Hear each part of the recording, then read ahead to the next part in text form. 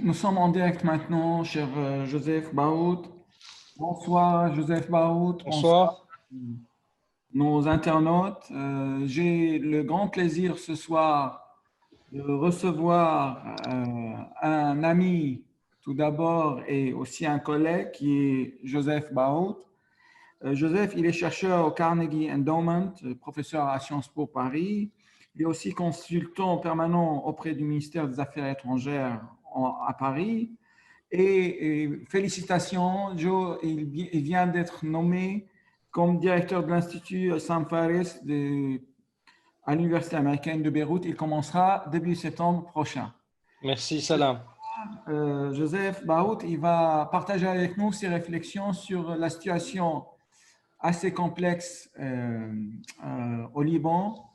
Et après son intervention, on prendra les questions, vos questions, et je vous invite à les inscrire dans l'endroit consacré aux questions. Et pour les gens qui nous suivent sur Facebook, aussi de poser leurs questions sur notre page. Bonsoir et bienvenue, Joseph Barout. Merci beaucoup, Salam. Merci à toi d'abord personnellement, d'abord pour ton introduction et tes félicitations. Merci au centre aussi de m'accueillir. Et je vois en regardant un peu les noms de ceux qui participent ou de ceux qui nous écoutent ce soir, qu'il y a beaucoup de figures ou de noms familiers, d'amis que je salue, et aussi de personnes devant qui mon propos va sembler peut-être un tout petit peu répétitif, puisque c'est des personnes, certaines personnes, soit m'ont déjà écouté, soit j'ai eu le plaisir ou l'honneur de discuter avec eux il y a quelques jours de cette situation. Donc je m'excuse s'il y a des redites, et je m'excuse aussi si parfois je vais essayer de schématiser ou de simplifier une situation, comme tu l'as dit, Salam, qui est extrêmement complexe en fait, qui devient de plus en plus complexe, et c'est peut-être de là que je partirai, puisque déjà il est très difficile aujourd'hui de savoir pas seulement de quoi on parle exactement, parce qu'on aurait pu parler d'une situation entre guillemets révolutionnaire au Liban dans laquelle on était en octobre 2019. On peut parler aussi de la crise politique très forte qui secoue le pays, avec beaucoup de dysfonctionnements qui s'accumulent depuis des années, peut-être même une décennie et demie ou plus. Et on peut surtout parler aujourd'hui de ce qui n'est même plus une crise économique, ce qu'il faut appeler sans embâge et malheureusement un effondrement économique et social, bien entendu, qui fait suite à tout cela, qui est provoqué en partie par tout cela, mais qui aussi aggrave tout cela. C'est-à-dire cet effondrement, il est provoqué par une crise politique et des accumulations systémiques depuis très longtemps, mais en même temps, cette crise aujourd'hui, elle aggrave ces dysfonctionnements et elle rend le pays pratiquement aujourd'hui devant une sorte d'horizon très très noir et un carrefour de scénarios qui sont tous probablement les plus à craindre l'un que l'autre. Et je vais peut-être conclure sur ça. Alors, pour commencer, tout bêtement, pour peut-être savoir un peu de quoi on parle et placer un peu mon propos sous une sorte d'ambiance ou d'atmosphère actuelle, euh, quel est l'état aujourd'hui de la situation au Liban? Je parle ici particulièrement de la question économique et sociale. Depuis quelques mois, disons depuis en gros janvier-février, on est dans un pays où pratiquement tous les indicateurs économiques et par la suite sociaux sont partis en vrille. Donc on est dans un pays aujourd'hui qui est pratiquement au bord de la cessation de paiement, de la faillite. Alors je sais que pour beaucoup d'économistes classiques ou d'économistes comptables, par définition, un pays ne fait jamais faillite. Ça, c'est dans la théorie. En principe, oui, parce qu'un pays peut toujours, bien entendu, imprimer de la monnaie ou continuer à fonctionner de façon régalienne. Mais le Liban est dans un état de faillite au sens où je vais l'expliquer, c'est-à-dire où pratiquement il y a des secteurs entiers qui aujourd'hui ne sont plus à même de fonctionner normalement et qui bientôt peut-être ne seront plus à même de fonctionner du tout.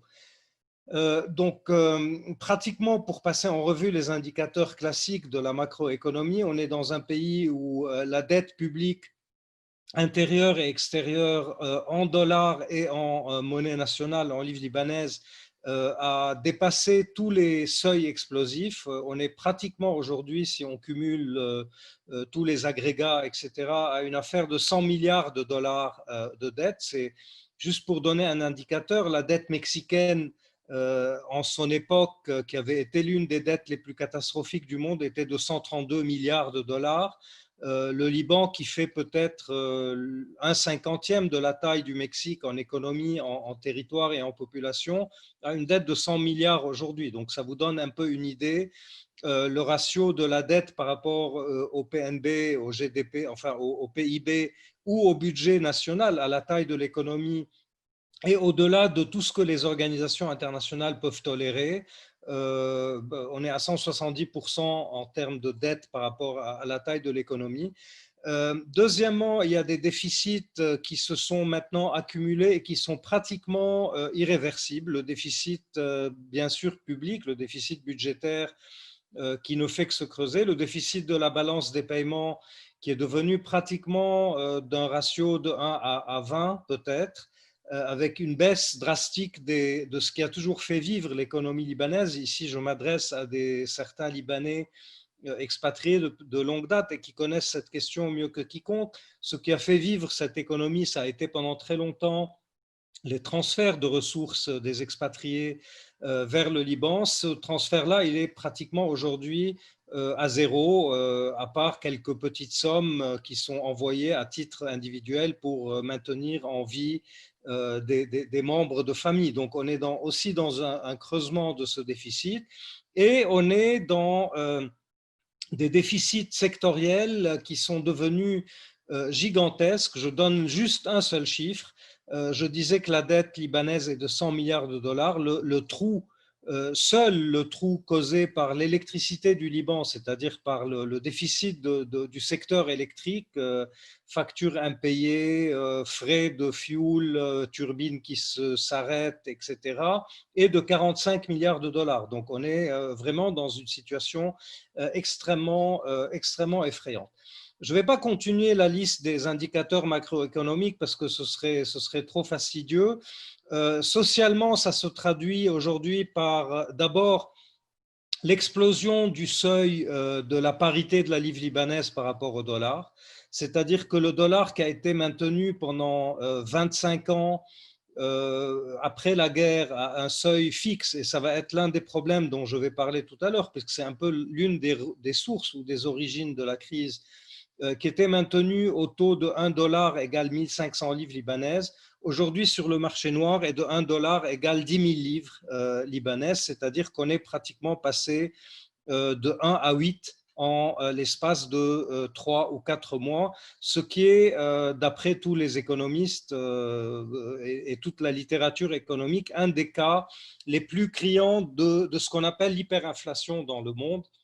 L'hyperinflation, pour ceux qui ont fait un peu d'économie, est une des pathologies économiques les plus difficiles à aborder, à résoudre. Ce n'est pas vraiment l'inflation, c'est une inflation galopante, non maîtrisable, et dont une grande partie, et c'est une des sources de la crise aussi, une grande partie est fabriquée par des éléments psychologiques, des éléments de panique psychologique, d'attente extrême sur une dégradation encore plus forte à l'avenir. Et donc, c'est une sorte de boucle vicieuse qui se met en place et que la macroéconomie et la technique est très difficile est très incapable en général d'arrêter. À côté de cela, on a aujourd'hui un taux de chômage qui monte aussi de façon exponentielle et stratosphérique. Déjà avant la crise, le taux de chômage réel, puisqu'il y a une économie informelle très forte dans ce pays comme dans d'autres pays de la région, était pratiquement de 20 à 30%. Alors évidemment, quand je dis 20 à 30, ça peut faire sourire quelqu'un qui est rompu à la statistique, mais on sait, Salam, toi et moi et d'autres de cette région, que dans cette région, les chiffres sont très relatifs puisqu'on n'a pas vraiment de statistiques exactes. Aujourd'hui, d'après les estimations, le taux réel est en train de friser les 50%. Et si la crise continue d'ici la fin de l'année, en principe, près de 60% de la main-d'œuvre active au Liban sera, sinon au chômage complet, mais pratiquement en arrêt de travail disons, réaliste, puisque à tout cela s'ajoute bien entendu la catastrophe mondiale qu'est le Covid, le corona et le ralentissement d'une économie mondiale qui rejaillit sur toutes les économies régionales et locales, et le Liban évidemment n'échappe pas à cette dynamique, d'autant plus que, et j'y avais fait allusion tout à l'heure, c'est un pays qui est très largement, comme on dit en économie, extraverti, c'est-à-dire qui est très exposé aux risques extérieurs, puisque c'est un pays qui pratiquement importe tout ce qu'il consomme, presque 80% de ce qu'on consomme ou de ce qui rentre dans la ligne de fabrication locale est importé. La monnaie est complètement dollarisée, c'est-à-dire qu'on est dans une économie qui est complètement indexée sur la monnaie extérieure, et on est donc encore plus sensible que d'autres pays de la région à toutes les fluctuations et à toutes les crises internationales, dont le Covid aujourd'hui.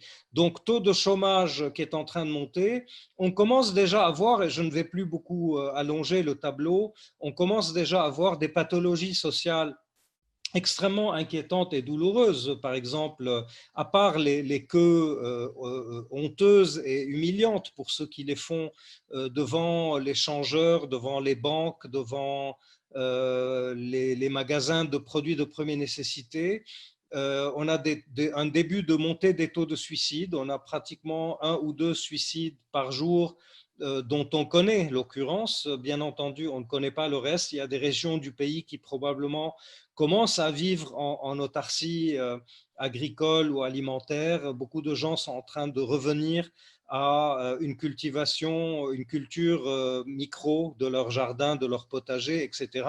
Donc, c'est vraiment une société qui est en train de plonger dans quelque chose de très noir, et qui n'est pas sans rappeler pour certains, dont je suis, une question générationnelle ici, une crise économique qui a eu déjà lieu au Liban dans les années 85-90, pendant la guerre, et c'était l'une des grandes différences, c'est qu'on était en plein pendant la guerre.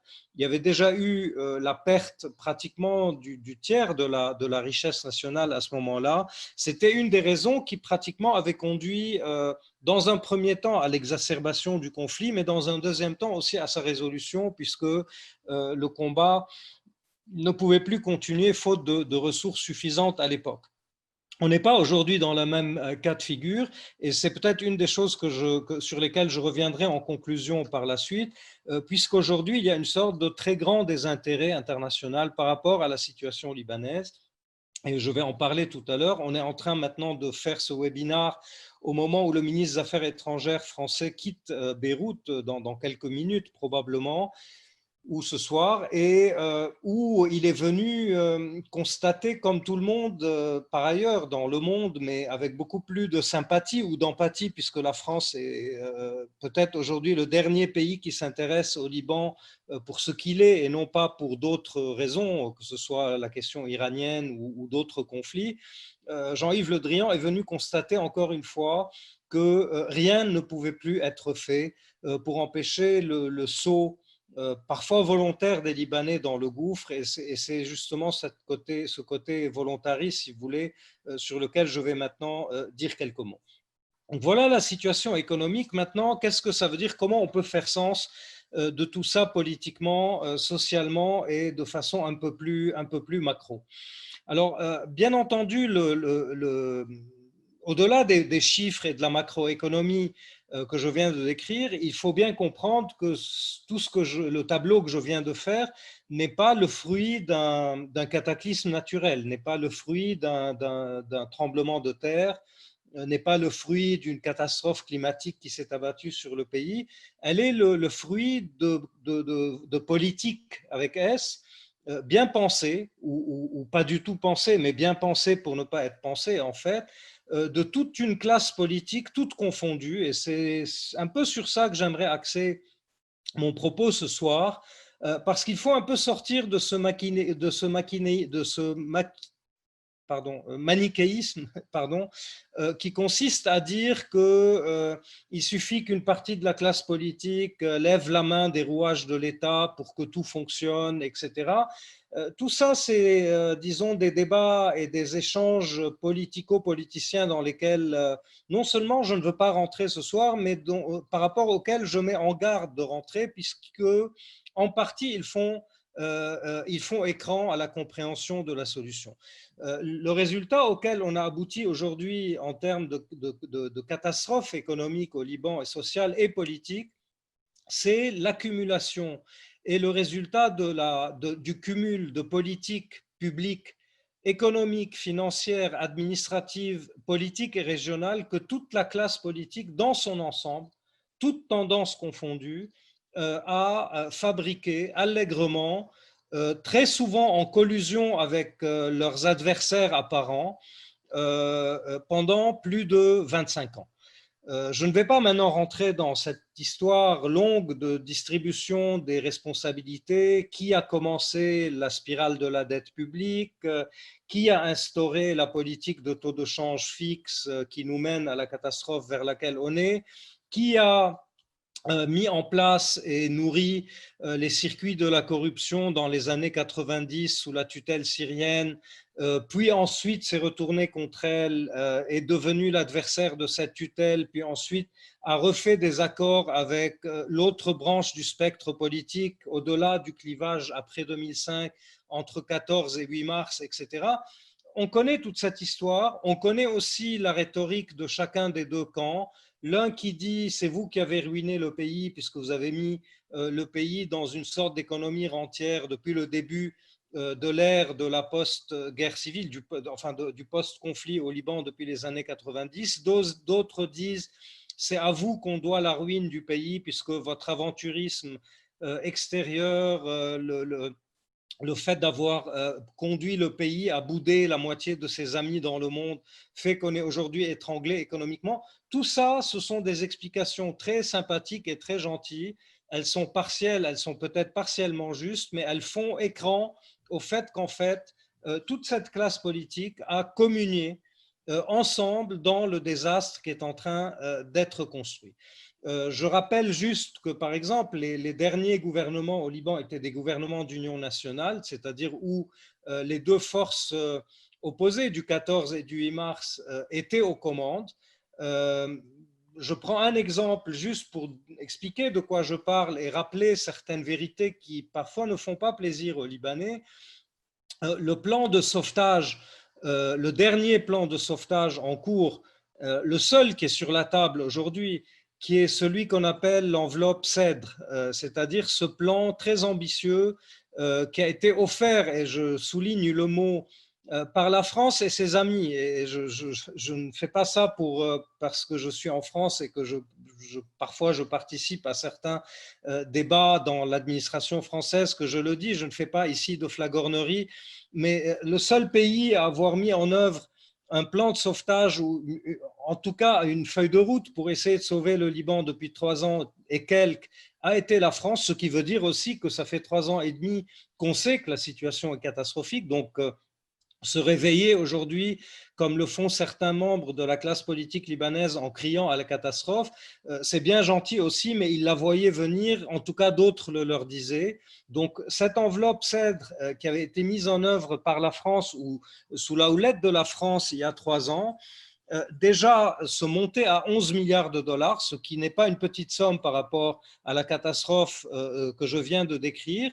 Et cette somme-là, cette enveloppe-là a été mise sur la table dans une conférence internationale de soutien au Liban, à laquelle participait le gouvernement précédent, en la personne du Premier ministre à l'époque, donc Saad Hariri, du ministre des Finances qui fait partie du mouvement Amal, donc d'une autre sensibilité politique que celle du Premier ministre, et d'autres ministres aussi qui représentent le camp du président de la République.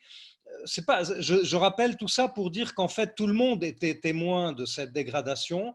Tout le monde a reçu de la France et de ses amis et des organisations internationales à l'époque la même injonction, à savoir, vous n'aurez cette enveloppe de 11 milliards de dollars que si vous faites les réformes structurelles qu'il faut faire absolument avant de commencer à mourir, à savoir l'électricité, la fiscalité, les télécoms, la fermeture de certains points de frontière par lesquels passent des trafics illicites, l'audit de la Banque centrale, etc., etc.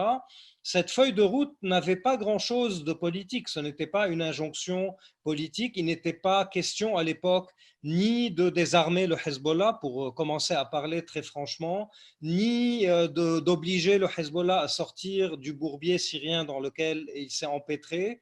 Il ne s'agissait pas de dire vous faites la paix avec Israël demain, sinon vous n'obtenez pas cet argent. Il suffisait tout simplement à l'époque, tout bêtement, je vais dire, et je souligne le tout bêtement, de nommer un conseil d'administration indépendant à la tête de l'électricité du Liban, d'obliger le gouverneur de la Banque centrale à ouvrir le capot de son moteur pour montrer qu'est-ce qu'il y a dedans, de privatiser certains secteurs qui étaient devenus des vaches à lait de la classe politique sous forme d'emplois pléthoriques qui étaient créés pour nourrir les circuits clientélistes de toute la classe politique confondue.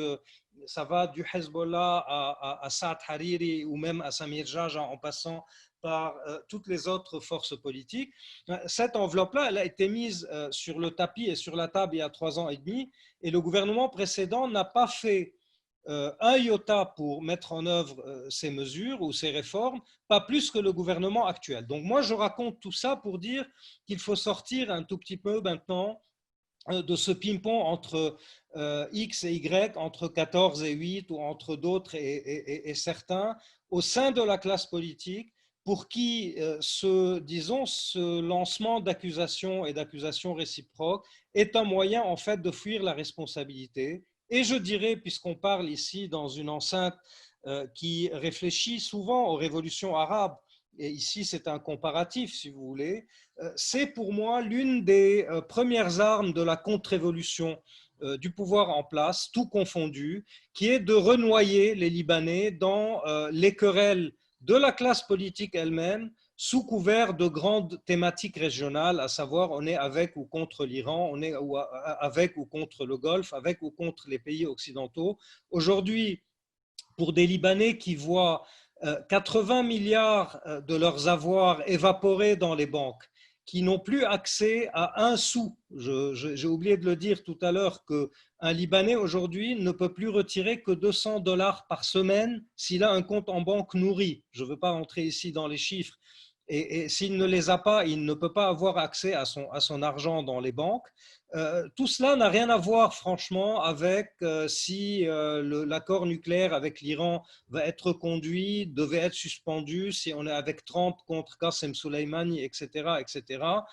Je crois qu'il y avait des choses à faire qui auraient pu éviter cette catastrophe-là. Bien entendu, cela n'aurait pas résolu les questions fondamentales de la vie politique au Liban qui ont affaire avec la question régionale, mais je crois qu'on aurait pu continuer quand même à fonctionner plus ou moins comme n'importe quel État de la région, en situation incertaine, avec une volatilité régionale, mais sans être forcément aujourd'hui au fond du gouffre économique, social et peut-être du désastre social et humain auquel on est en train d'assister. Alors, ayant dit tout cela, c'est aussi une critique qu'il faut adresser, puisque par rapport à ce tableau économique d'abord, mais ensuite politique, d'une classe politique qui, je ne vais pas dire n'a rien vu venir, qui voyait les choses venir, mais qui vivait dans une sorte de mélange entre la cécité ou la myopie et le déni, c'est-à-dire cette tendance qu'on entend encore jusqu'à ce matin même, durant la visite de Jean-Yves Le Drian, le ministre français à Beyrouth. Vous n'allez pas laisser tomber le Liban, on est trop gentil, on est sympathique, on parle français, on est bien vu dans le monde, on a des réfugiés, on est trop petit, etc. Pour toutes ces raisons, vous allez tous être gentils avec nous et ne pas nous laisser tomber. Le problème, c'est que d'abord, il faut ne pas se laisser tomber soi-même, et c'est ce que les Libanais ont fait. Et deuxièmement, il faut aussi que les Libanais comprennent que le monde a d'autres chats à fouetter par moment et d'autres contraintes, à commencer par ses propres contraintes domestiques. Contraintes domestiques, je ne parle pas que de la France, je parle bien entendu d'autres pays. Alors cette classe politique, elle a failli à cause de ça, et c'était cette faillite, ça c'est mon troisième point si vous voulez, c'était cette faillite qu'a mis en exergue et qu'a mis en lumière en fait le mouvement de protestation du 17 octobre. Vous vous en souvenez tous, ça a été un moment pratiquement de ferveur qui ressemblait un peu au premier moment de la révolution dans d'autres pays à ses débuts, comme la Tunisie, l'Égypte ou d'autres pays, dans un mélange bien entendu de protestations populaires spontanées et bon enfant, une thématique économique bien entendu très profonde, puisque certains commençaient à mettre en lumière les dysfonctionnements, et je rappelle qu'à ce moment-là, on était avant la plongée dans le gouffre, et certains se sont aussi engouffrés dans la question politique en pratiquement réactivant certains vieux clivages que pratiquement la société civile libanaise commençait à oublier et voulait de toute façon oublier, puisqu'elle se rendait compte justement que la classe politique qui la conduisait à la catastrophe économique, sociale et politique vers laquelle on est en train d'aller, cette classe politique, au fond, faisait peu fi des clivages entre le 14 et le 8 et d'autres clivages, et que ces clivages n'étaient réactivés que lorsqu'il s'agissait en fait de remettre le Libanais moyen dans une sorte de théâtre d'ombre duquel il essayait de sortir. Donc cette révolution-là, aujourd'hui, elle aussi, elle est dans l'impasse, puisque face à l'ampleur de la crise, face à l'énormité du défi que la crise impose, je crois qu'aujourd'hui, vraiment, on peut interroger tous les experts, et il y en a de très bons au Liban, économiques et financiers. Il y a très peu de réponses sur la sortie de crise. Il y a énormément d'impasses. Cette impasse est appelée à durer. Malheureusement, je crois que la spirale de dégradation dans laquelle on est appelée à durer. Donc, il ne faut pas non plus jeter la pierre à ce mouvement de protestation en disant oui, il n'a pas de réponse à la crise économique. Personne n'en a. Mais il n'avait pas non plus de réponse, disons, pensée et stratégique, déclinée sous forme tactique aussi, par rapport à la politique, à la question politique. C'est-à-dire, très bien ras-le-bol par rapport à cette classe politique toute confondue. On veut la tête du gouvernement à l'époque, on l'a eu. Enfin, elle s'est donnée elle-même. Le gouvernement de Saad Hariri a démissionné. Il a été remplacé par un autre gouvernement. Et depuis, le mouvement populaire est un peu aussi lui-même dans l'impasse, du fait, comme je le disais, de son incapacité à répondre aux défis économiques, mais aussi de dire exactement politiquement ce qu'il veut. Et c'est exactement sur cette indécision que la classe politique, dans un réflexe de survie qui est tout à fait normal et usité au Liban, puisqu'on a affaire à une classe politique extrêmement intelligente et rompue au jeu de la contre-révolution ou du statu quo, etc., a rejeté le soulèvement populaire dans des querelles géopolitiques sur 8-14, Iran, États-Unis, Golfe, etc., etc., en faisant oublier en fait que ce qui est aujourd'hui en jeu, c'est un système politique qui est arrivé complètement à bout de souffle et par rapport auquel il faut peut-être commencer à inventer quelque chose de nouveau. Alors les clivages justement qui traversent cette société civile ou ce mouvement de protestation, parce que ce n'est pas la même chose, bien entendu, la société civile n'est pas toujours active politiquement. Le mouvement de protestation aujourd'hui, il est traversé par des clivages qui sont en fait des cadeaux bénis pour la classe politique, puisqu'ils en fait, ils empêtrent le mouvement de protestation dans ses propres contradictions. Le premier, c'est celui de, en gros, la réponse à la crise économique. Est-ce qu'on veut une politique de gauche ou de droite? Je schématise beaucoup et j'emprunte des termes à l'occidental. C'est-à-dire, est-ce qu'il faut faire porter la responsabilité de l'effondrement aux grands possédants, aux banquiers, etc. À la classe politique, ça veut dire quoi? Est-ce qu'on la met en prison? Et là, on rentre dans des thématiques parfois populistes qui, au fond, n'arrivent à rien. Ou est-ce qu'il faut, comme certains le disent, tout simplement la faire porter à l'ensemble de la société, c'est-à-dire de dire tout le monde est responsable et donc en fait personne n'est responsable au bout du compte. Et qu'est-ce qu'on fera du Liban à partir du moment où on mettra fin à la crise? Ça, c'est la première grande question à laquelle le mouvement de protestation n'a pas de réponse. La deuxième grande question, c'est la question régionale. C'est la question, est-ce qu'il faut aujourd'hui dire c'est une révolution contre la classe politique dans son ensemble. Mais en fait, in petto, c'est une révolution contre le Hezbollah et les forces qui protègent ce système politique, y compris le président de la République. Ou bien est-ce qu'il faut refaire aussi la liste interminable des fautes politiques qui ont été faites depuis les années 90 et donc mettre tout le monde en accusation, ou bien il faut espérer, comme le font certains dans certaines franges radicales dans le mouvement de protestation, que l'effondrement économique, comme par miracle et par enchantement et dans un mécanisme automatique, va balayer la classe politique, balayer le Hezbollah et balayer ses adversaires et ouvrir la voie à une troisième force. Certains le pensent dans le mouvement de protestation, je pense qu'ils sont très naïfs et ils font fausse route.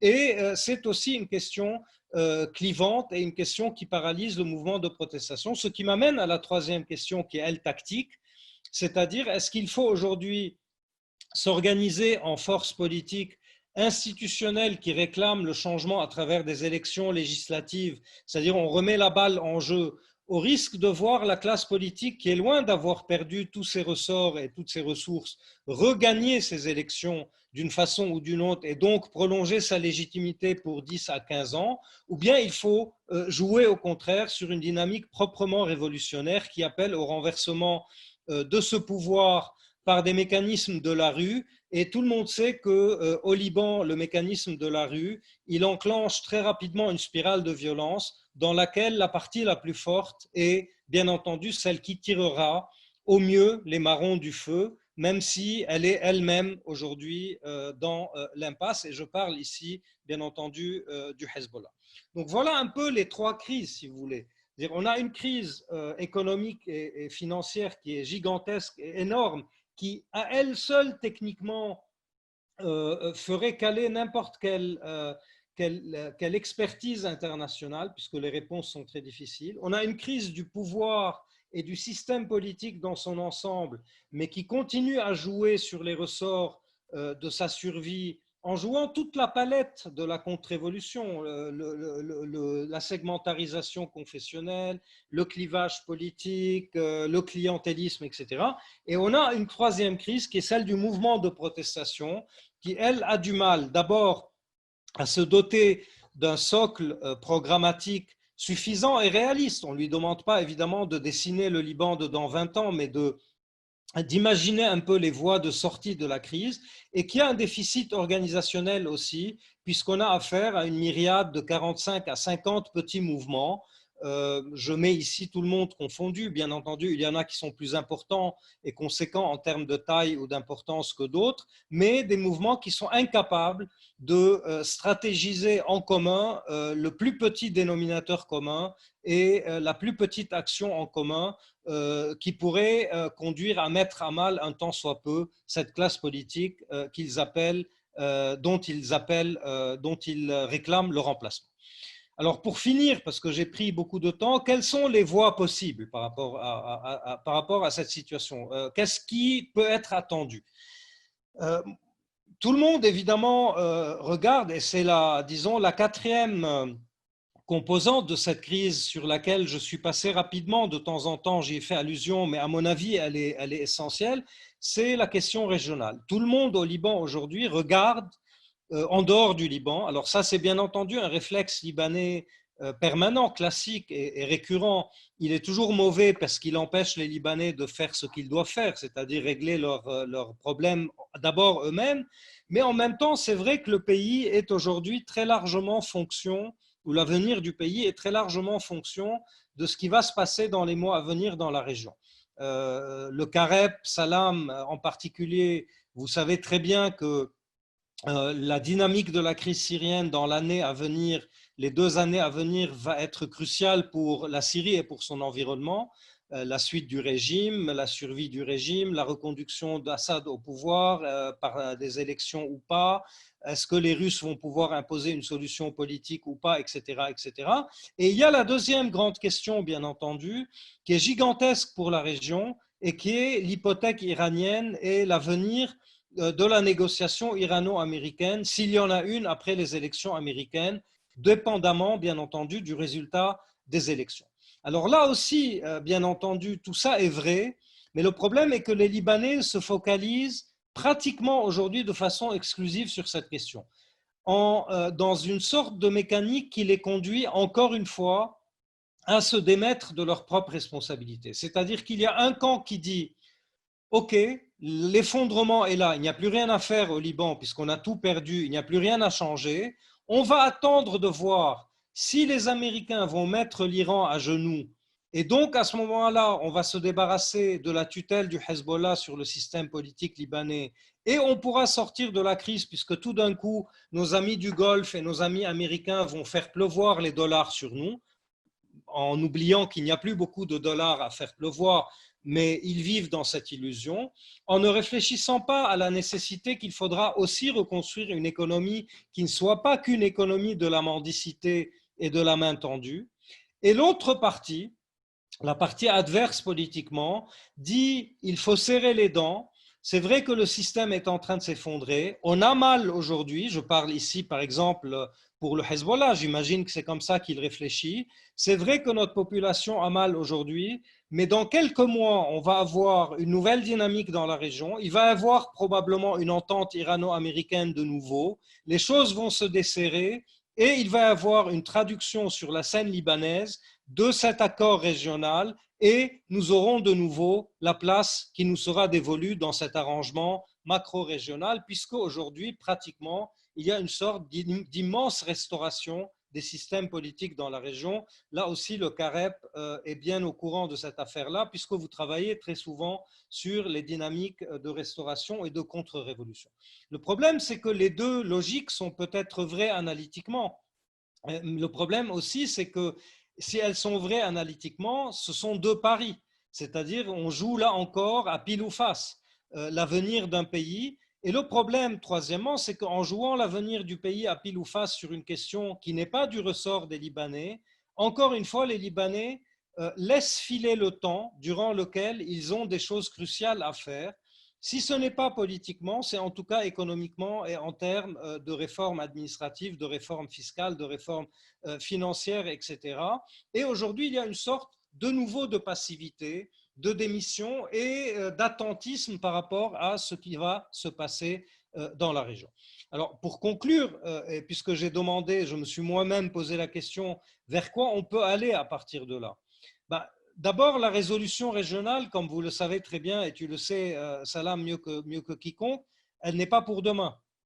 Elle va prendre 1 an, 2 ans, peut-être même plus, si elle se fait et si elle se traduit en termes de pacification ou de résolution de la question libanaise. Entre-temps, il y a une dynamique d'effondrement qui est instoppable.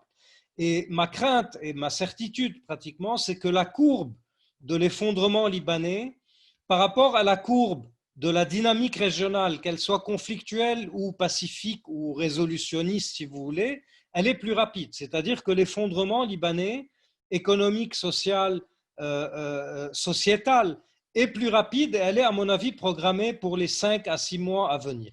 Alors, si elle se fait dans les conditions qu'on sait, avec un pouvoir qui n'a plus du tout de ressources, avec une opposition qui n'a pas de logiciel de remplacement, et avec une situation régionale des plus volatiles dans les mois qui viennent, je crois qu'on oscille entre deux scénarios extrêmes.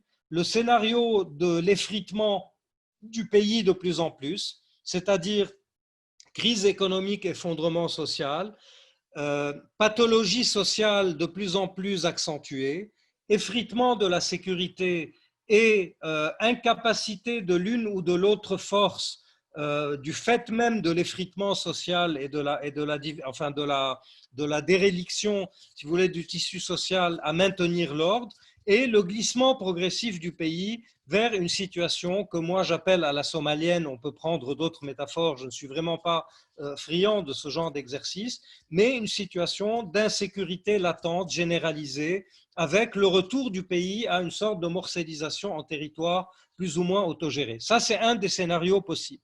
Le deuxième scénario, c'est que face à ce tableau-là, et au risque de voir le pays et certains leviers de puissance échapper à l'une ou l'autre des forces en présence, les forces qui sont encore capables de prendre en main la situation de façon autoritaire, et je dirais même peut-être autoritariste, pourrait être tenté, à la faveur justement de l'effondrement économique qui pourrait emporter avec lui une partie de la classe politique, jouer la carte du coup de force. Je ne vais pas dire du coup d'État, puisqu'il n'y a plus d'État en fait à prendre en coup, mais un coup de force qui pratiquement arrêterait cette spirale infernale et les sauverait eux-mêmes de la déliquescence totale. Et là, je fais référence, bien entendu, à deux candidats essentiels à ce scénario-là, c'est-à-dire l'armée, d'une part, sur laquelle il y a une grande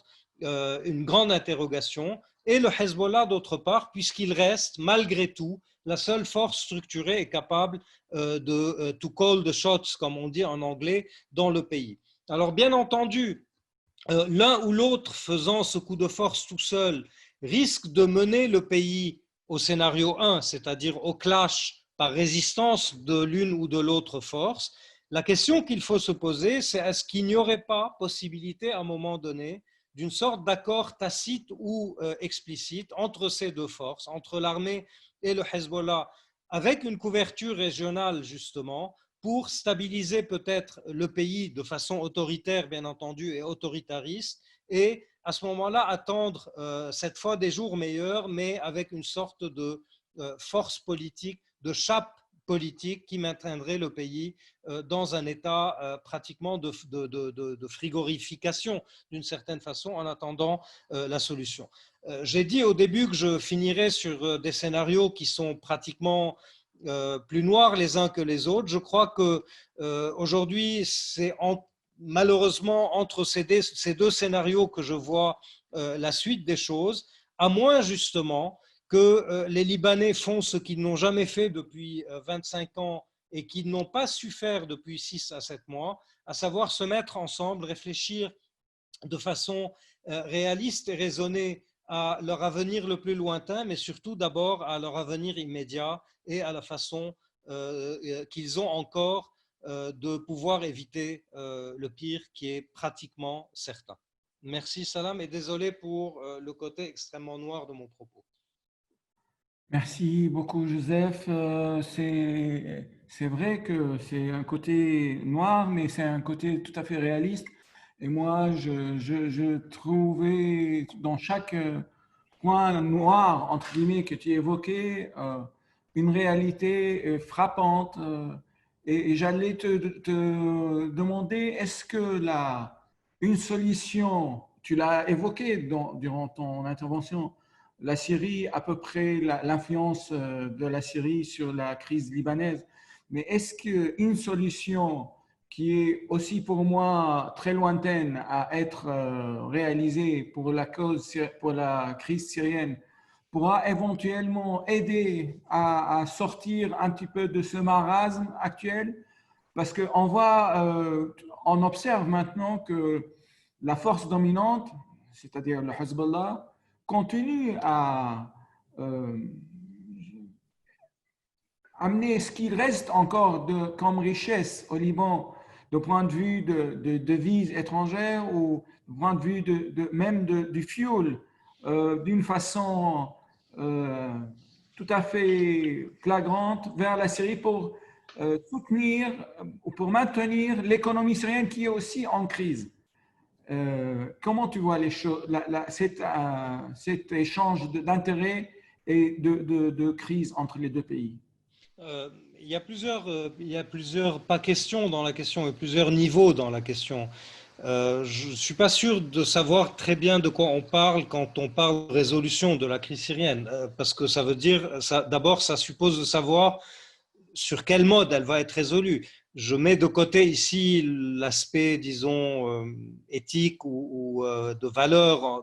Mais est-ce que, par exemple, la guerre syrienne, qui est déjà pratiquement aujourd'hui terminée en termes de conflit militaire, va se résoudre, va se traduire par une résolution politique selon le logiciel russe uniquement, avec un partage d'influence entre la Russie, la Turquie et l'Iran selon le format d'Astana et une acquiescence américaine parce qu'en parallèle, il y aura eu une sorte d'accord quelque part ou d'une certaine façon et à un moment donné entre les États-Unis et l'Iran, mais là on est projeté dans un horizon de 1 à 2 ans. Ça, c'est un peu le scénario, si tu veux, par rapport auquel beaucoup de Libanais réfléchissent déjà en se disant, bon, très bien, qu'est-ce qui se passera à ce moment-là pour nous? Et là, la métaphore, malheureusement, c'est un peu le retour aux années 90, c'est-à-dire le retour à un pays qui est, je parle du Liban, qui sera mis cette fois de nouveau sous tutelle, mais sous une tutelle différente. Ce ne sera pas la Syrie, puisque la Syrie elle-même sera mise à ce moment-là sous tutelle aussi, de la part des trois forces dominantes, avec, encore une fois, je le dis, une sorte de permissivité américaine. À ce moment-là, pour le Liban, ça veut dire qu'il va falloir aussi envisager, et je pense que c'est quelque chose malheureusement qu'il faut commencer à réfléchir dès maintenant, à envisager le type de rapport qu'il va avoir avec la Syrie voisine. Je mets de côté la question du régime. Est-ce que les Assad seront encore au pouvoir? Est-ce qu'un autre système autoritaire remplacera Assad pour le compte du triumvirat d'Astana, est-ce que, etc. Pour moi, ça devient une question ensuite syro-syrienne, on la discutera ailleurs. Mais pour le Liban, ça repose la question des années 90 et des années 2000 jusqu'à 2005. Comment le Liban peut vivre à l'ombre d'un voisin qui cette fois est bien entendu différent, mais dans un système politique contraint. Alors évidemment, s'il n'y a pas ce type de résolution en Syrie, si la Syrie continue à être celle que tu décris maintenant et qui est celle qu'on a devant nous, moi je ne suis pas sûr que les échanges entre la Syrie et le Liban ne sont pas aujourd'hui dans les deux sens. C'est-à-dire qu'il y a une partie de l'argent qui se trouve enfermé au Liban, qui appartient à la nomenclature assyrienne et au régime syrien. On parle de 20 à 25 milliards de dollars et je crois que ce chiffre n'est pas exagéré. Cet argent, aujourd'hui, il aurait pu permettre au système bancaire libanais peut-être de respirer. Aujourd'hui, il est enfermé comme les autres avoirs libanais. La question du trafic et de la contrebande à travers la frontière syro-libanaise, ce n'est pas que je la relativiserai, mais je dirais que pour effective qu'elle est, ce n'est pas elle qui explique les chiffres macroéconomiques, ce n'est pas elle qui explique les 100 milliards de dollars de dette, ce n'est pas elle qui explique les 45 milliards de trous de l'électricité du Liban, ce n'est pas elle qui explique l'effondrement de la livre, etc., puisque certains même disent, certains experts sécuritaires disent que jusqu'à aujourd'hui encore, la seule force et le seul acteur qui continue à importer net des devises en dollars, en banknotes au Liban est le Hezbollah, à travers l'Irak, à travers certains circuits par ailleurs, etc. Et je crois que la question ici est très difficile, très difficile de répondre à cette question. C'est évident qu'il y a de l'argent qui passe du Liban vers la Syrie. C'est évident qu'il y a un peu de fuel qui passe du Liban vers la Syrie, mais pour avoir fait un peu d'économie, dans n'importe quel système où il y a deux espaces avec des prix différenciés et une ressource rare, il y a de la contrebande. C'est-à-dire, c'est pratiquement quelque chose qui a commencé au 19e siècle entre les deux territoires et qui est appelé à se poursuivre. Je ne crois pas que c'est ça qui va résoudre la question libanaise aujourd'hui. Je ne crois pas que c'était le sens de ta question. Le sens de la question, c'est est-ce que, let me put it this way, comme on dit, quel type de résolution de la question syrienne, entre parenthèses, ce qui sous-entend un type de résolution de la question régionale dans son ensemble, c'est-à-dire une sorte de New Deal américano-russo-turco-iranien, etc., quelle sorte de résolution de ce type-là peut sortir le Liban de la nasse dans laquelle il est? C'est comme ça que je retranscris ta question d'une certaine façon. Et là, la réponse devient problématique puisque elle ramène les Libanais à des moments qu'ils pensaient avoir dépassés, c'est-à-dire à des moments où pratiquement la tutelle régionale était prédominante sur leur pays. Et c'est là où on revient encore une fois au homework jamais fait par les Libanais, c'est-à-dire que s'ils veulent échapper cette fois à ce type de résolution pour leur pays, ils seraient encore une fois bien inspirés de commencer à travailler sur leurs propres problèmes, indépendamment de ce qui se passe autour d'eux et des clivages qui peuvent les tirailler vers l'un ou l'autre camp régional.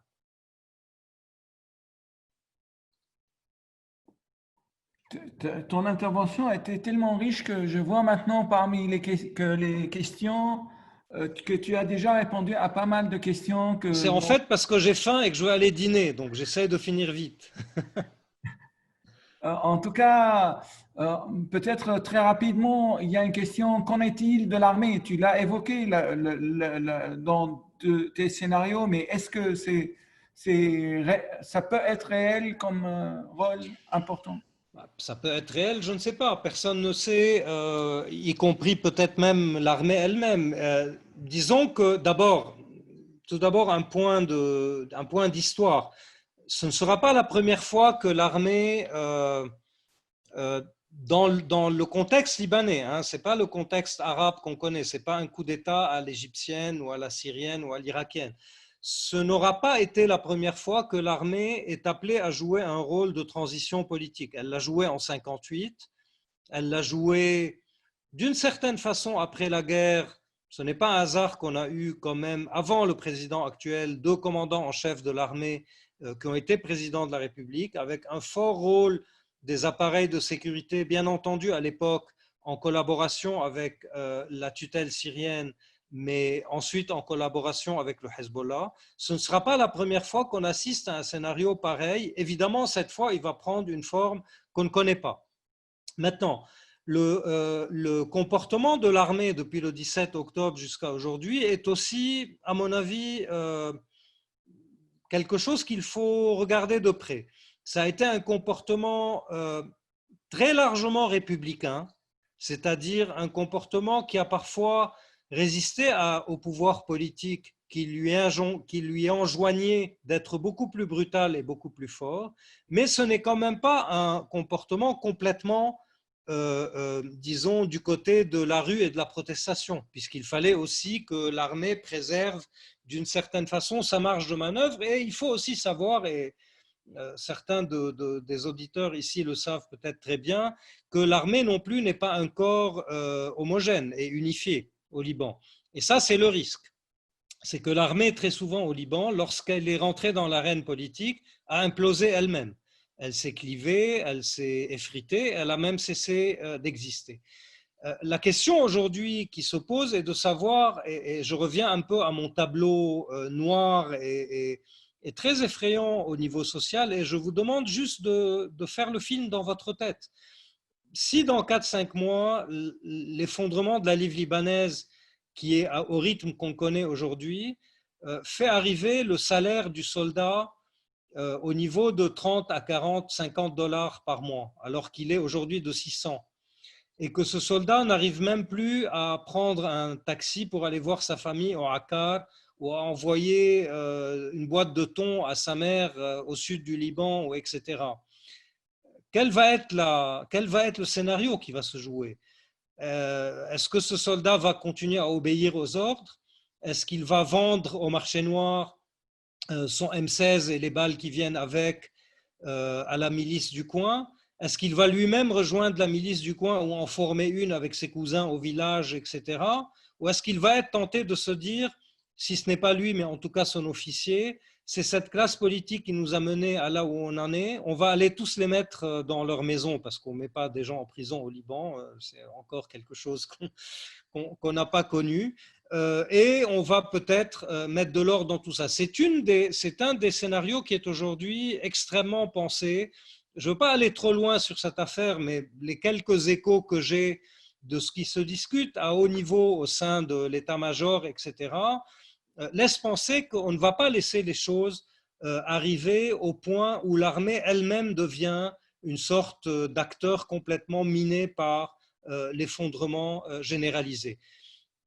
Ce qui aussi laisse penser que l'armée peut être à un moment donné un acteur de recours, c'est que dans tout ce magma que je viens de décrire, la seule force qui est encore plus ou moins parfois timidement ou indirectement évoqué, je ne vais pas dire salué, par les uns ou les autres des puissances, des forces, les unes ou les autres des puissances régionales et internationales, c'est aussi l'armée.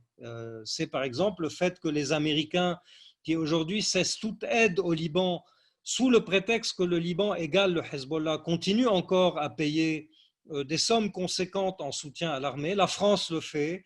Les pays du Golfe continuent à avoir une relation avec le commandement de l'armée parce que c'est encore la dernière police d'assurance dans le pays. Donc tout ça fait penser que c'est un scénario possible. Est-ce qu'il est probable? Je ne suis pas sûr du tout. Et je conclurai en disant qu'il deviendrait probable ou pas à partir du moment où on sait quel type d'accord, et je sais que le mot peut faire tressaillir, il y aurait peut-être à un moment donné entre l'armée et le Hezbollah pour une sorte d'action de ce type-là. Est-ce qu'on peut espérer de voir émerger un leader ou un mouvement fédérateur issu de la société civile qui a montré à ses débuts un élan de solidarité pacifique?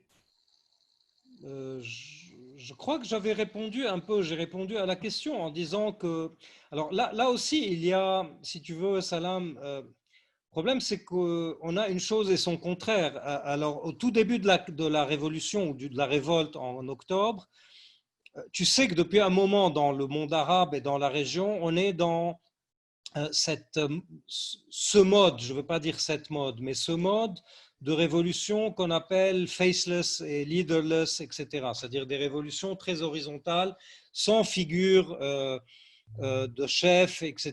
Ce qui est peut-être quelque chose de bien, de positif, parce que c'est une sorte de sortie de la personnalisation, du culte de la personne, etc., qui fait un peu la marque de fabrique des régimes arabes. Le problème, c'est que ça a une limite. Ça a une limite qui est celle de ce qu'on voit en Algérie, de ce qu'on voit ailleurs, c'est-à-dire le dégagisme seul ne peut pas conduire à une transformation politique. À un moment donné, il faut dire ce qu'on veut, pas seulement on ne vous veut plus. Et donc ça, c'est l'une des impasses de la révolution ou de la révolte au Liban, ou du mouvement de protestation. Et par ailleurs, comme tu le sais, les quelques figures, il n'y en a pas plus que 5, qui ont essayé d'émerger dans ce mouvement-là, traînent toutes un certain type de passifs. Bien évidemment, tout le monde a des passifs, mais aussi ce qui mine cette affaire ou qui l'empêche ou qui l'a fait avorter, c'est aussi le fait qu'il n'y a pas de tradition de travail politique en groupe au Liban. Il y a une sorte de très grand individualisme ou de mouvement collectif de grégarisation clientéliste, si je peux employer le terme, même si c'est un peu savant, mais il y a très peu de tradition d'organisation, de construction politique qui vise à faire émerger non pas un chef, parce qu'il ne faut pas un chef, surtout pas, il faut une centaine, un millier de figures peut-être, qui sont capables à la fois de dire au pouvoir politique ne vous en faites pas, si vous partez, ça ne va pas s'effondrer, on peut vivre sans vous, et qui diront à la société libanaise, vous pouvez être tranquille, si ce pouvoir tombe, il y a quelque chose pour le remplacer. Le problème, c'est que ce travail n'a pas été fait. Est-ce que, à partir de ce constat, un nouveau pacte national, comme le disait ce matin notre collègue Karim Bitar sur France Inter, est possible? Je n'ai pas écouté le propos ce matin, mais disons que c'est un tout petit peu le serpent de mer. À chaque fois qu'il y a une crise au Liban depuis pour être gentil, depuis la fin de la guerre, évidemment, on dit qu'il faut changer le pacte national, il faut une réforme politique, il faut sortir de Taïf, etc. C'est une question qui se pose, bien entendu, mais le problème de ces questions-là, c'est qu'elles doivent être mises dans un calendrier politique. Est-ce qu'aujourd'hui, dans le contexte que je viens de décrire et qu'on connaît tous, est-ce qu'une table ronde libano-libanaise pour réfléchir à une nouvelle constitution est quelque chose non seulement de faisable, mais de souhaitable? Je ne suis pas sûr. Il faut d'abord commencer par arrêter le désastre. Il faut peut-être remettre la balle au centre du jeu politiquement, c'est-à-dire préparer une transition phasée du type soudanais de 2-3 ans qui remettrait pratiquement la parole aux Libanais. Et c'est ensuite cela qui conduira à une constituante de type on sort du pacte national ou on reste dans le pacte national. Aujourd'hui, si on fait une table ronde pour réfléchir à cette question, on va inviter forcément les membres de la classe politique qui vont refaire et redire la même chose. Donc je ne vois pas très bien comment on sortirait de cette impasse. C'est très joli de dire à chaque fois que quelque chose ne fonctionne plus au Liban, il faut changer de constitution et de système politique. Tout d'abord, l'imagination libanaise fait que jusque-là, on n'a pas vu quelque chose de très convaincant à ce niveau. Deuxièmement, je le redis encore, dans le rapport de force d'aujourd'hui, ce seront les mêmes qui referont un système qui leur est convenable. Et donc, ils referont pratiquement le même système en changeant les quotas, c'est-à-dire en réinventant le jeu des chaises musicales avec une chaise en plus, une chaise en moins, ou un sofa en plus et un sofa en moins. Donc je ne suis pas sûr que c'est maintenant la solution à la crise du Liban. Alors, une question. Merci beaucoup pour cette présentation, même si le tableau brossé est particulièrement noir. Tu n'as pas évoqué directement la question confessionnelle. Le système de confessionnalisme politique qui reconnaît politiquement les confessions religieuses et partage le pouvoir entre elles, n'est-il pas là où une des raisons fondamentales de la crise libanaise? La sortie du confessionnalisme politique était prévue de manière progressive par l'accord de Taïf et finalement reportée Sindhi. Beaucoup d'acteurs libanais dont le discours semble aujourd'hui favorable à cette sortie, y compris au sein du système. Comment expliquer l'absence d'avancée et comment les acteurs politiques justifient-ils le report permanent de la sortie du confessionnalisme? Ouf. Bon, alors là aussi, c'est une question un tout petit peu serpent de mer. Quand je dis serpent de mer, ce n'est pas péjoratif. Ce que je veux dire, c'est que le problème, c'est que quand on a une crise de ce type-là qui est multiniveau et qui met en cause des phénomènes de temps long et des phénomènes immédiats, la question se pose de savoir vers quoi on fixe le regard et la résolution. Évidemment que le système communautaire au Liban est une des grandes questions libanaises. Alors c'est une question problématique pour beaucoup, pour la plupart, et c'est une question de fait avec laquelle il faut travailler pour une partie aussi. Le système politique est celui qu'on connaît au Liban, on ne va pas maintenant le réexpliquer, bon, ok. C'est vrai qu'il y a dans les accords de Taïf, dans les accords ou le mécanisme de sortie de guerre en 90, des provisions dans le texte de la Constitution qui n'ont pas aboli ce système communautaire, mais permettent de le dépasser progressivement. La réponse, elle est un peu enfin, on revient un peu au nœud gordien. C'est cette même classe politique qui est issue et fabriquée et nourrie par le communautarisme politique qui a la charge d'appliquer ce système politique qui doit mener vers la décommunautarisation. Donc, on est un peu dans une sorte de dilemme, enfin, de cercle vicieux infini. La question est de savoir d'abord, au-delà de cette caractérisation, combien le système communautaire, et je pense qu'il y est pour beaucoup, combien il est dans la fabrication de la crise dans laquelle on est. Oui, certes, mais est-ce que, par exemple, des phénomènes de clientélisme, des phénomènes d'économie mafieuse, des phénomènes d'économie rentière, des phénomènes de captation de la richesse publique, des phénomènes de tout ce qui a conduit à la catastrophe aujourd'hui, sont uniquement fabriqués par le communautarisme politique ou est-ce qu'ils peuvent émerger dans d'autres systèmes politiques où le communautarisme politique n'existe pas? Je crois que toi et moi, en tant que chercheurs politologues, on sait très bien que la réponse est beaucoup plus compliquée. Certes, il y a une partie qui a affaire avec le communautarisme. Donc, il faut traiter cette question-là. La deuxième question qu'il faut traiter, c'est la question de la représentation politique. Dans une société qui continue encore à s'auto-identifier en termes, entre autres, communautaires, et pas uniquement communautaires. Il ne faut pas non plus verser dans la caricature ou la réification du libanisme politique. Tout le monde n'est pas que communautaire au Liban, mais tout le monde est partiellement communautaire au Liban. Tout comme on découvre aujourd'hui que beaucoup de gens sont partiellement communautaires en Syrie, en Irak, ou ailleurs, ou qui sont partiellement tribaux en Libye, au Yémen ou ailleurs. Donc on ne va pas réinventer la sociologie politique ici.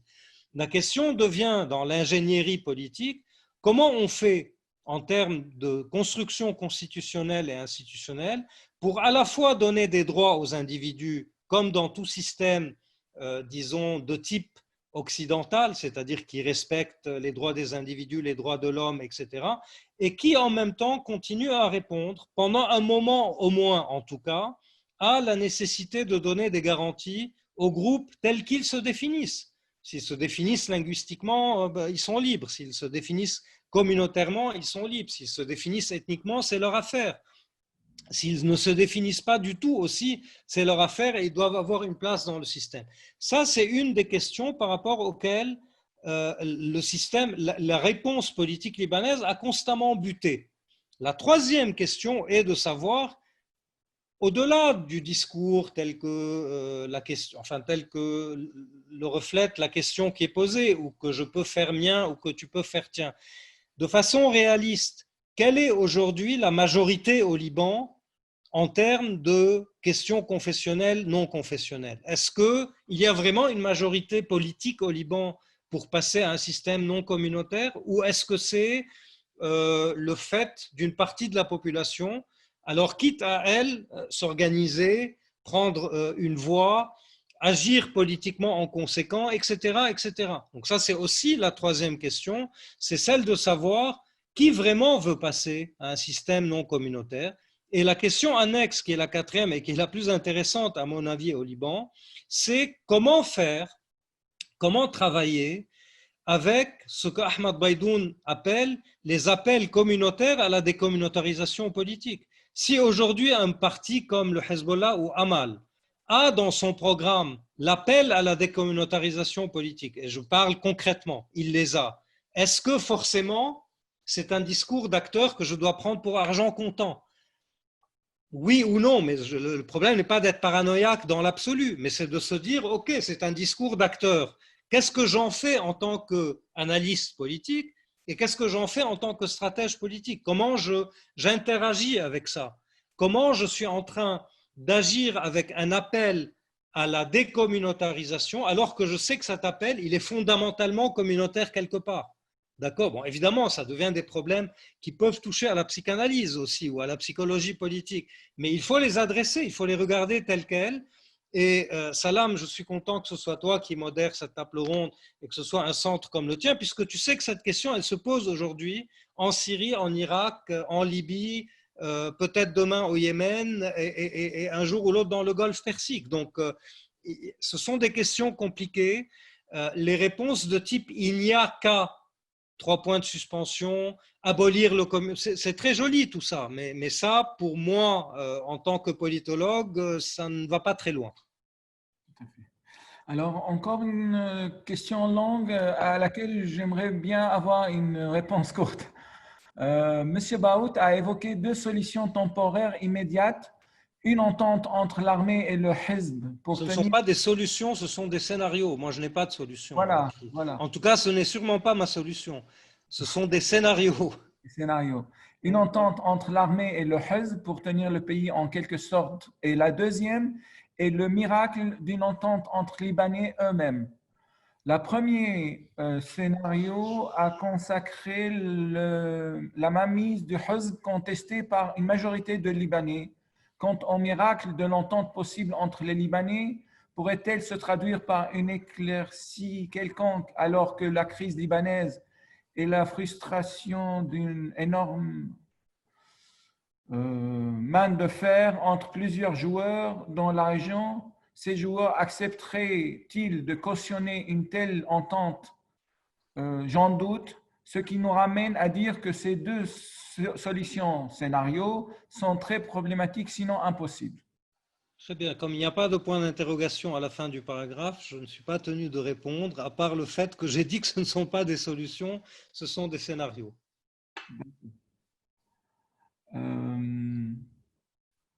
Dans le scénario autoritariste de Hezbollah que vous avez évoqué, quelle solution économique, selon vous, à court ou moyen terme, serait mise en œuvre par ce parti? Quel parti? Si le scénario de la mainmise de Hezbollah avec… Non, non, dans le scénario d'une mainmise du Hezbollah qu'il reste encore à imaginer, parce que, à mon sens, le Hezbollah ne veut pas aujourd'hui prendre la totalité de la responsabilité du pays pour des raisons évidentes. Mais dans le cas où il serait forcé disons-le comme ça, dans le cas où il serait forcé d'admettre qu'il n'y a plus de paravent pour lui possible et qu'il est obligé de prendre encore plus de responsabilités par rapport à la crise économique, etc. Malheureusement, ça voudra dire d'abord une série de choses au niveau purement macroéconomique.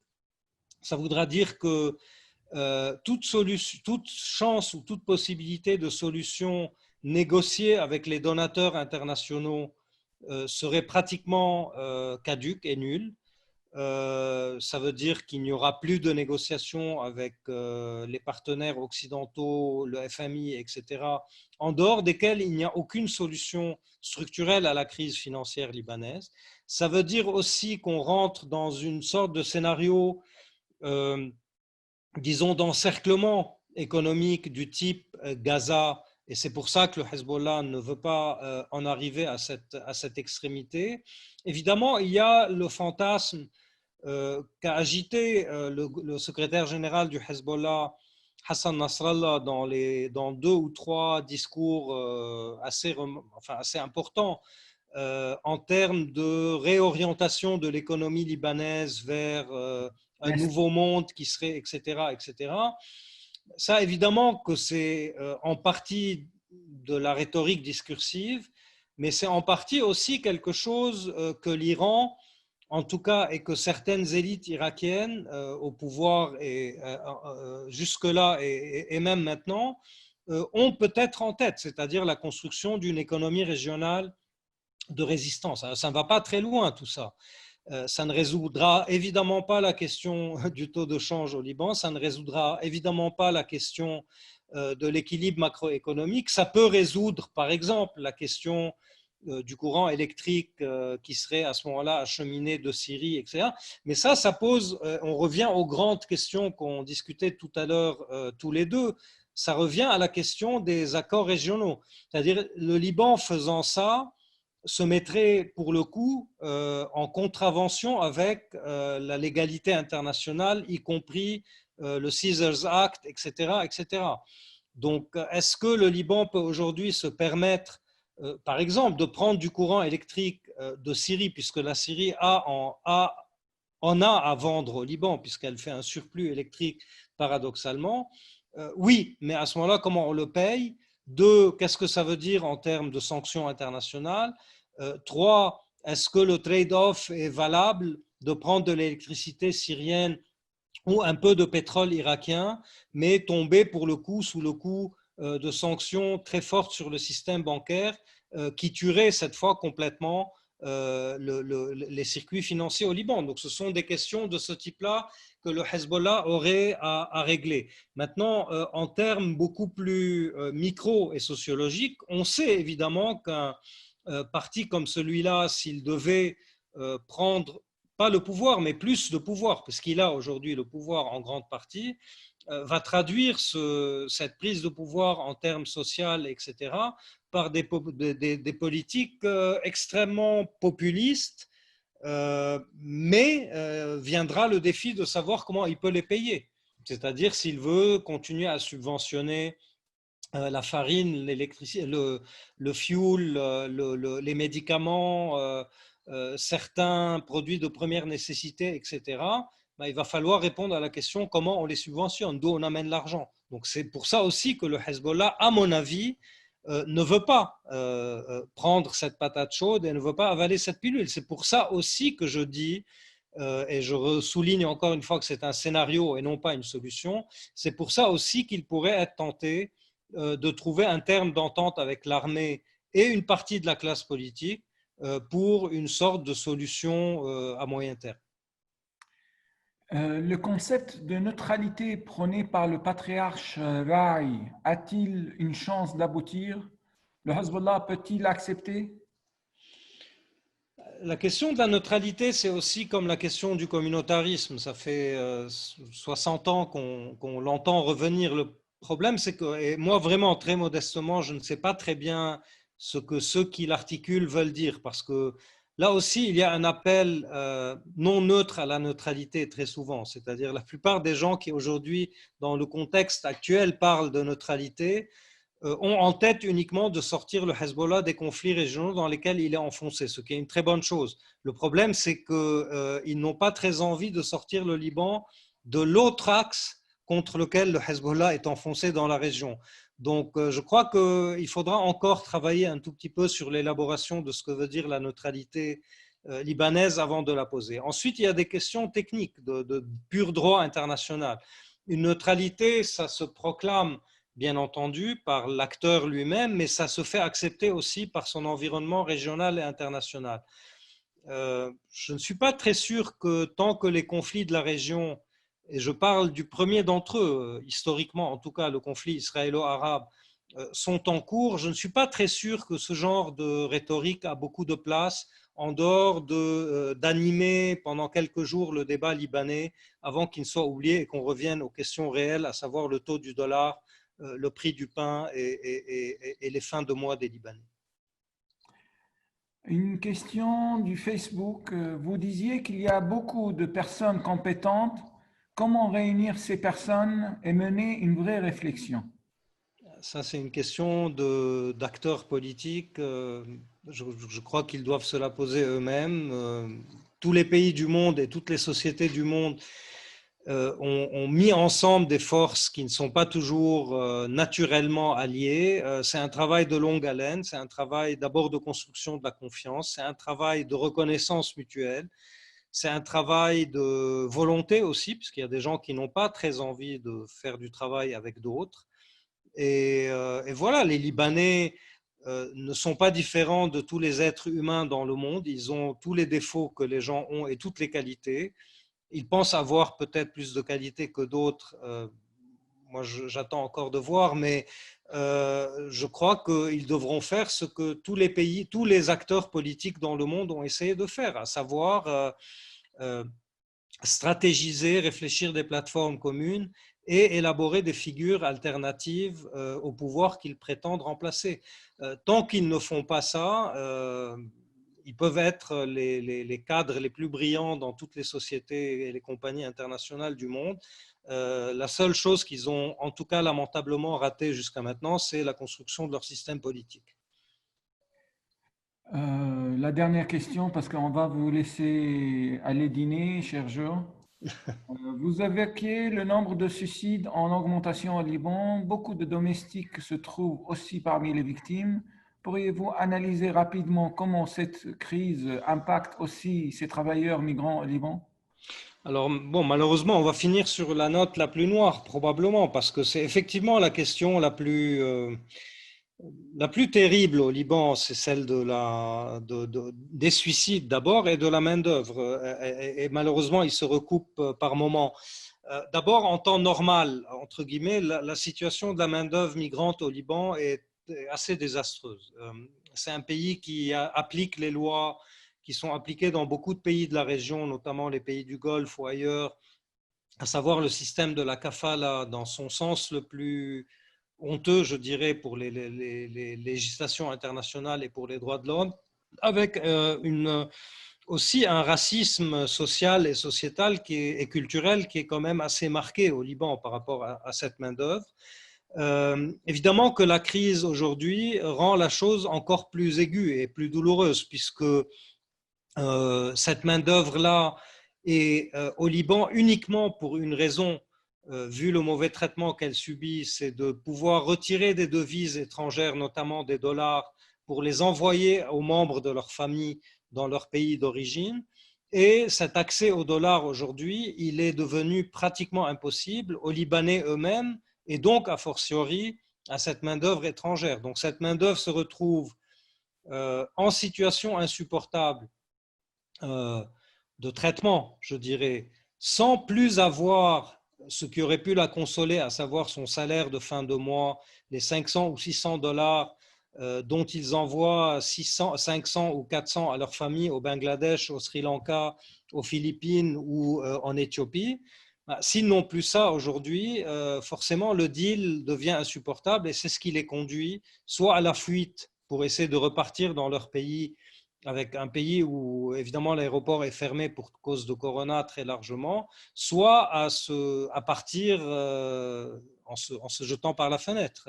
Donc ce qui est une chose assez insupportable et c'est un peu la recrudescence des cas qu'on a vu récemment. Le seul aspect positif, enfin le seul élément de lumière dans cette affaire, c'est que très récemment, et ça montre justement que même dans les situations les plus extrêmes, les êtres humains peuvent et doivent s'organiser pour réclamer leurs droits. C'est une leçon pour les Libanais.